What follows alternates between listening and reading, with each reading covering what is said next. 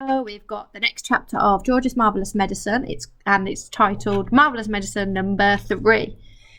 Here it is, cried Mr. Killiecranky, rushing into the kitchen. 1 carton of flea powder for dogs and 1 tin of brown shoe polish. George poured the flea powder into the giant saucepan. Then he scooped the shoe polish out of its tin and added that as well. Stir it up, George, shouted Mr. Cranky. Give it another boil. We've got it this time. I'll bet we've got it. After Marvellous Medicine number 3 had been boiled and stirred, George took a cupful of it out into the yard to try on another chicken. Mr. Cranky ran after him, flapping his arms and hopping with excitement. Come and watch this one, he called out to Mrs. Cranky. Come and watch us turning an ordinary chicken into a lovely great big one that lays eggs as large as footballs. I hope you do better than last time, said Mrs. Cranky, following them out. Come on, chicken, said George, holding out a spoonful of medicine number 3.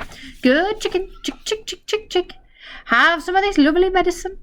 A magnificent black cockerel with a scarlet comb came stepping over. The cockerel looked at the spoon and it went, peck, cock-a-doodle-doo, it squawked, the cockerel, shooting up into the air and coming down again.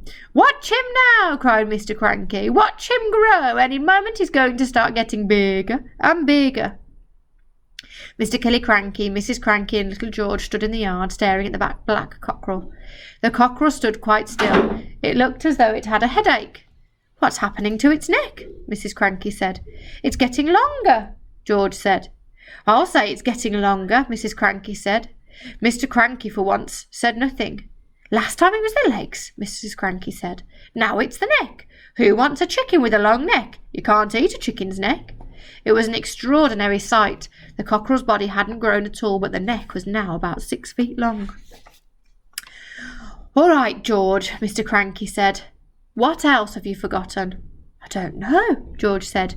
Oh, yes, you do, Mr. Cranky said. Come along, boy, think.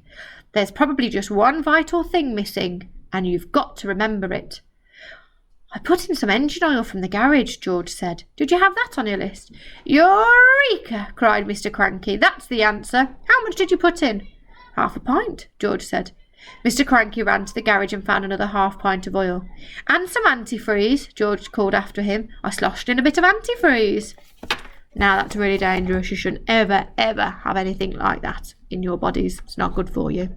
Remember, this is just a story, so you can't be making George's Marvellous Medicine 1, 2, 3 or 4 for the next chapter at home. It's just a story. So tune in. I'm going to do a special one on Saturday and Sunday, then we will have finished the book, okay?